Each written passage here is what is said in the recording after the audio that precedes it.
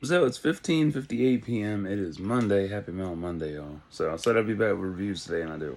I got three movies to run off and a stack of books. So they're going to take about 3 hours tops to get up on the channel.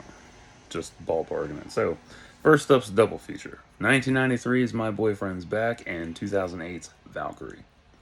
So here's my thoughts on this shit. And I've posted three videos from My Boyfriend's Back because they were just too funny.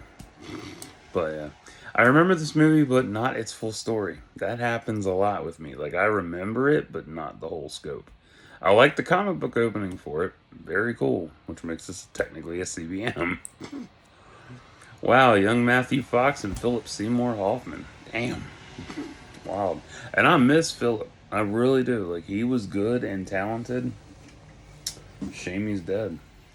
Matte painting at the grocery store. I love matte paintings. I always look for those the most when it comes to um, older films or even newer ones, but mostly the older ones because you can tell it's a matte painting, whereas today it's blended in so well you can't recognize it.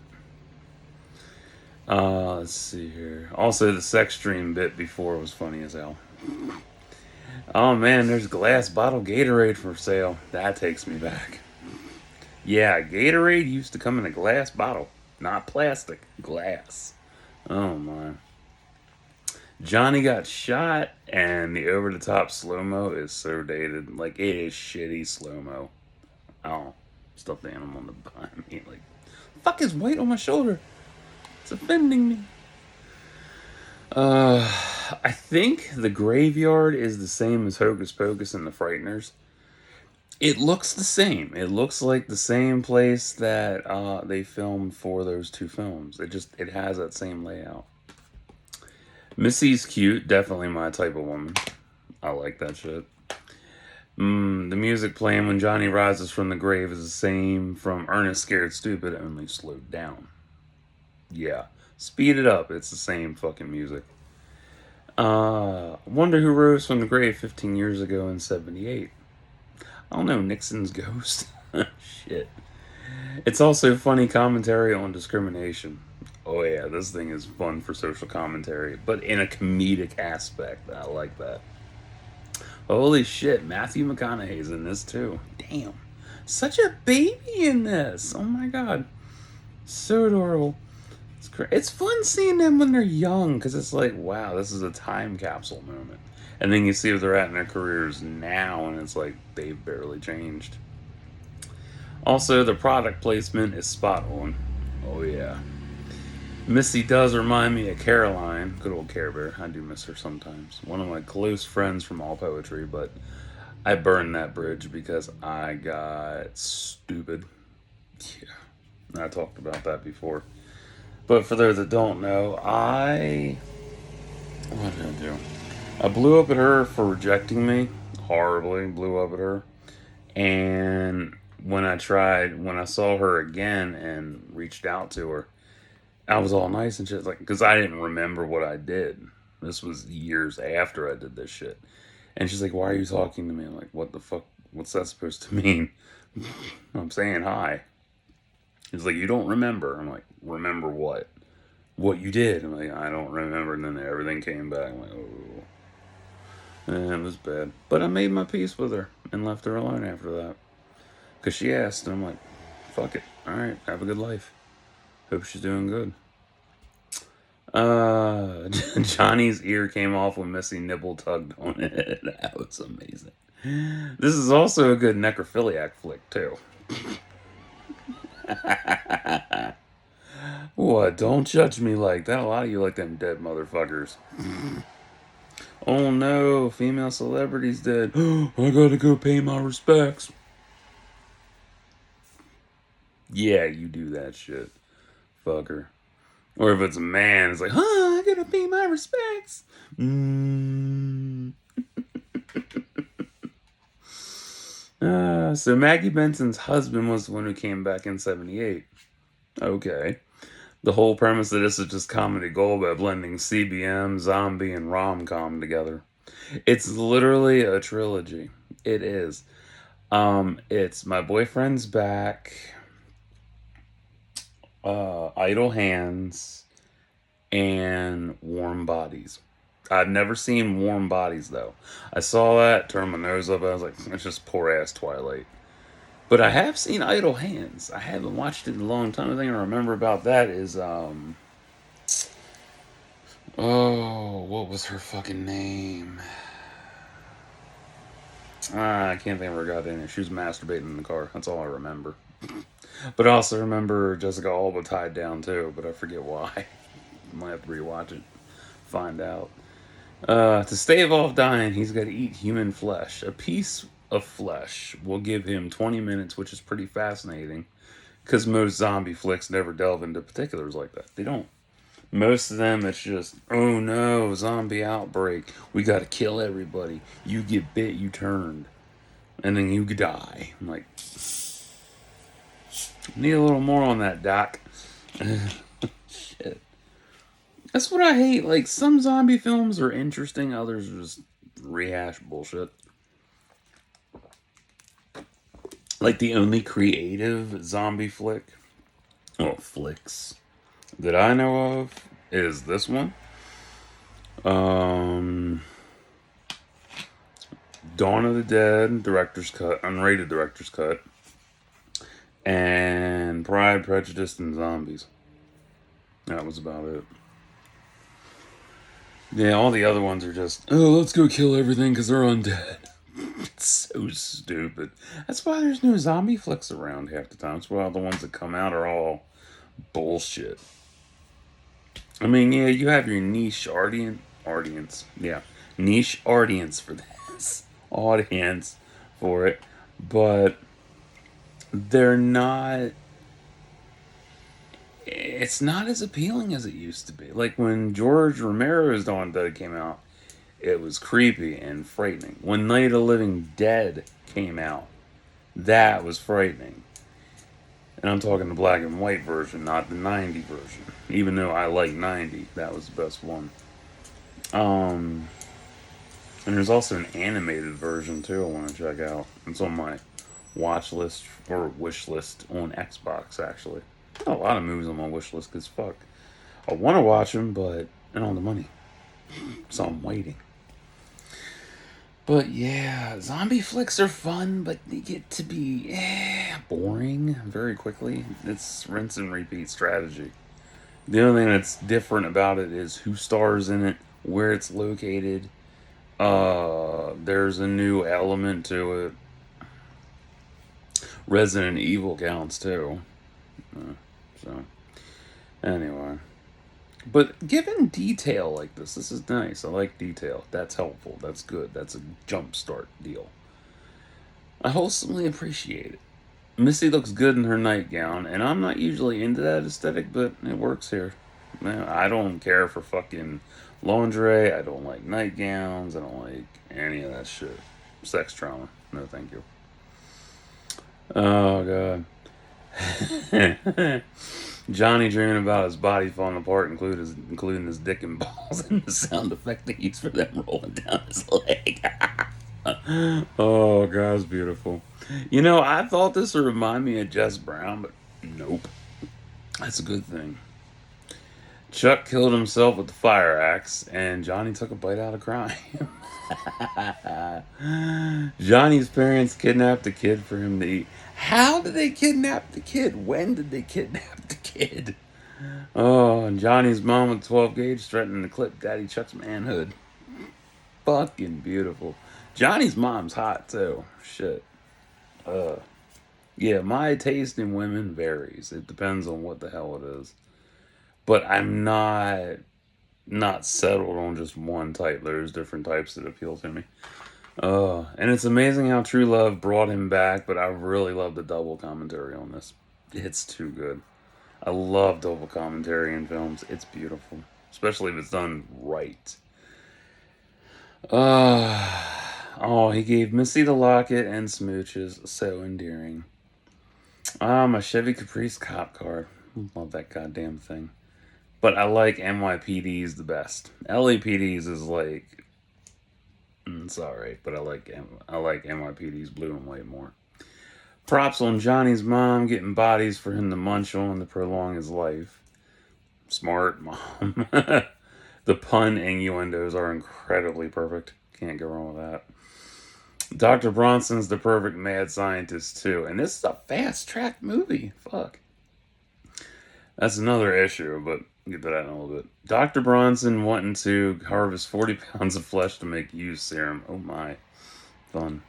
The mob chasing Johnny is funny as shit. Ironic part is, I never went to my prom. No. I had I couldn't really remember this shit. I had a white tux and duster, actually. Yeah, I had a white tux and duster. And, I didn't get to go because, for whatever fucking reason, Beck was being pissy and told me no. $135 down the drain. Yep. At least Johnny got his dance with Missy. Let's see here. Sucks he died, but weird Missy gave him the locket back.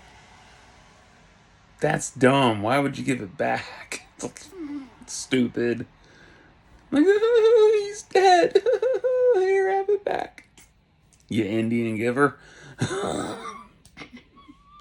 Give me your locket back. It's like trying to get take backs on bad sex. Oh, man. He died by mistake and got sent back with the locket, saving his life. Oh, okay. That makes sense. No. Wow, this is only 78 minutes long, but it's billed at 89. That's the thing. The only other movie I know that was billed at 99 minutes and ended at 75. Or no, 77 was Knockaround Guys. Oh my god. I forgot about that film. Damn. Wow. Vin Diesel. I have to get through 500 street fights to be tough as I am. Funny. That was an all-star cast. I'll have to look that up later. Wow. Knockaround Guys. But yeah, run times are funny. Because a lot of films are infamous for doing this shit. They'll bill it at, like, if it's billed at 80 something minutes, it's actually 70 something. Because credits. But sometimes they actually fudge that to just, get the runtime down. Whereas others will be like, oh, this is a 2.5 hour movie and it's only 2 hours. Assassin's Creed, I'm looking at you. Ugh. But yeah, typical 90s fashion for you. And the trend continues today. Jennifer McGill's Hanging On for Dear Life is good. I might get it. This was a good surprise rewatch for me. The movie is one constant back-to-back gag fest. Easily. Though leaving out what happened to Maggie Benson's husband is semi-glaring. I don't know where he's at. Misty is definitely an underrated heartthrob retrospectively, because there's a lot of chicks that back then I overlooked, and I'm like, oh, damn. Solid 5-6 out of 10 for me, with the best non-stop gags that, while flawed, make it enjoyable. And most 90s flicks have this issue with the short runtime. But, and the gags can be annoying after a while. But I love the 90s. It's not without its flaws. There's a lot of them that have issues. So many. This movie is how to do a quick, easy story in under 80 minutes or less. But the trend of short films has disappeared slightly, but not very much. It'd be like if you went to go see... Let's see, what's coming out? Superman. Pick that. Fuck it. Because David looks like Nathan Fillion. Say that gets billed for 2 hours and 26 minutes. And then you come out of it and it was only 2 hours long. And they cut off 26 minutes. You'd be pissed off. Like, where's my 26 minutes? Or if it was 3 hours and they shaved off a complete hour. And like, oh, you gotta wait till the Blu-ray release for the other hour. But you don't get that Blu-ray release for like 10 years. Fun times. Anywho. On to Valkyrie. This was a good rewatch too. I saw this before. This was back when I was so hardcore in the movies. Like, I watched movies nonstop. And I watched everything that came out just about. And I like Tom Cruise because he was in it. That was the main selling point. Yeah. Colonel Klaus is right about Hitler being the true enemy despite the oath at the beginning. Yeah. And Bernard Hill's in this too. Damn. I miss him. If you don't know who that is, you need to go watch Lord of the Rings Extended Trilogy.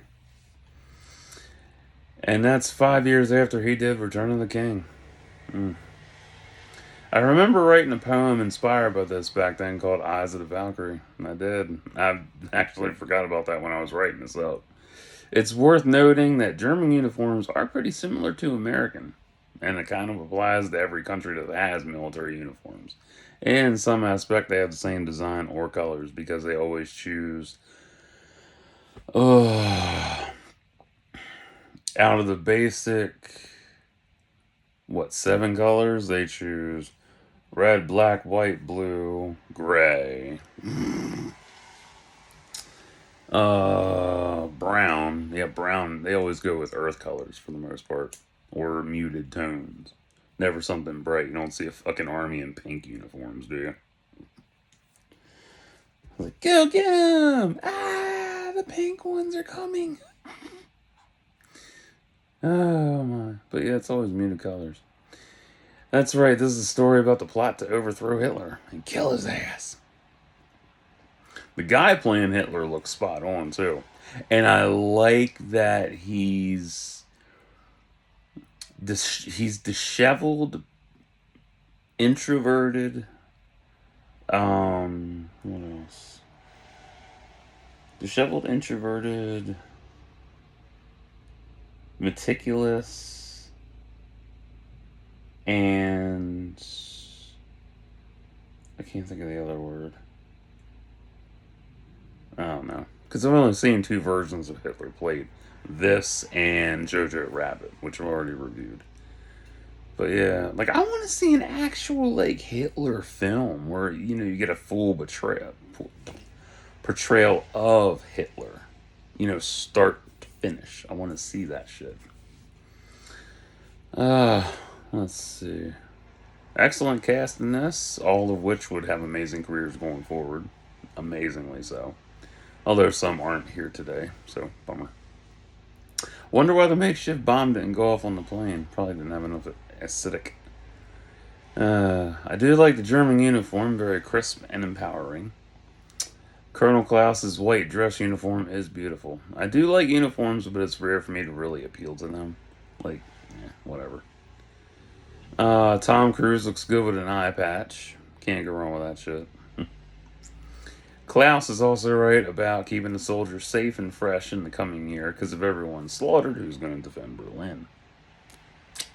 It'd be like if you send all the U.S. troops to war and they all get murdered, who's going to defend the U.S.? If any country sent all their troops to wherever and they're all dead, who's going to defend their fucking country? Not the citizens. Fuck no. They'll barely defend it. For real. They'll be the ones slaughtered first. They're fucking cannon fodder. Mm. It's amazing how many true Germans wanted to oppose Hitler.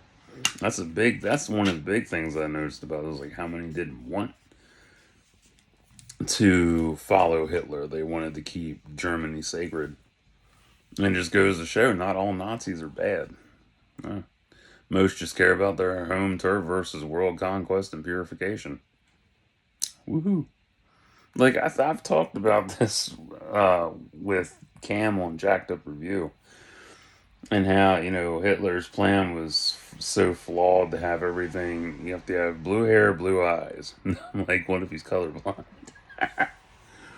But it's dumb. Like, if he followed through with his whole plan and kept everybody blue hair, blue eyes, it would be a shitty world because everybody would have the same eye color, same hair color. It'd be stupid. And you'd have a lot of inbred issues too. So it really wouldn't work out. Operation Valkyrie is Hitler's reserve army to be mobilized during a national emergency, protecting Hitler's government if he's killed or cut off. I never knew that. Because, see, I watched this I didn't pay attention to details. Like, ooh, this is just a story. It's smart shit and Sun Tzu tactics at its finest. Yes, this ties into Sun Tzu. Every military film or fuck, every film you watch ties directly back to Sun Tzu. Not kidding. Just because the snakehead's gone, the body still remains. And I never knew SS stood for state security. I never knew that. Learn something new every day. And rewriting it to exclude the SS to put in a new government is dastardly amazing. If you think I'm a Nazi sympathizer, you really don't know me. Yeah, because you're probably like, oh God, he likes Nazis. He's a Nazi sympathizer. Ooh. Yeah, totally. I love Hitler. Go Hitler. Heil Hitler.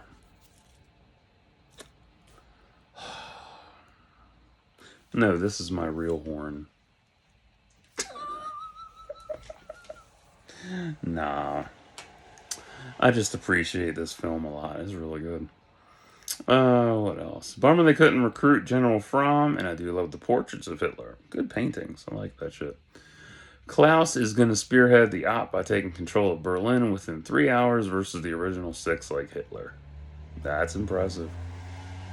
You could also say this is just a stealth Ethan Hunt film. It's Ethan Hunt as a Hitler. He traveled back in time. Oh, God, I love it. Klaus got promoted to Chief of Staff of the Reserve Army. I like Albrecht's pad folio with the gold swastika crest on it. Very pretty. I want that fucking thing. It's pretty. I don't give a fuck about Nazis. I just like that pad folio. It's pretty. What else? Kind of want to, even though it's illegal in some states, because I actually looked this shit up. Because I actually covered Third Reich collectibles book recently, months ago. That was pretty cool seeing all that collectible shit. But yeah, I actually looked that up to see if it was illegal. And in 2 states, it's illegal to own Nazi symbols, which is was it New York and California. But other states, I don't know what their law is. I don't know what it is in Maryland. But I would imagine they're lax about it. Like you can't advertise it, but you can still sell it. Hitler's private residence, the Berghof, is gorgeous. Amazing monologue by Hitler. Love it. One cannot understand National Socialism if they don't understand Wagner. Which makes fucking sense, and I can't believe he signed his own death warrant. National Socialism is odd, though I prefer socialism overall, like the Black Panther Party. Yeah. Because in the beginning, they were about helping, and then it sort of devolved into militant. I'm like, great. Eh. But I like socialism. It's smart, even though if it has its issues. I do like the human side of this story, too. It's really deep. Like, you understand that you see from the true German side of it that they want their country back. And it's insane that they went to these lengths to get it back. More on that later. Uh, Dude, the giant swastika in the pool is gnarly. That is impressive. I liked it. I wonder if there's any Valkyrie troops left today. I do wonder. Like, I wonder if there's. I would imagine the reserve army is still active, but under a new lead of course. The Wolf's Lair layout is pretty magnificent from a defensive standpoint, though I would have added a secondary checkpoint for the interior. Yeah, because it's good. Like they like showed glimpses of where positions were and stuff, and I like that. It's good. He's got trenches in the forest. Oh, and he has his checkpoint, and then the bunker, and then the conference hall.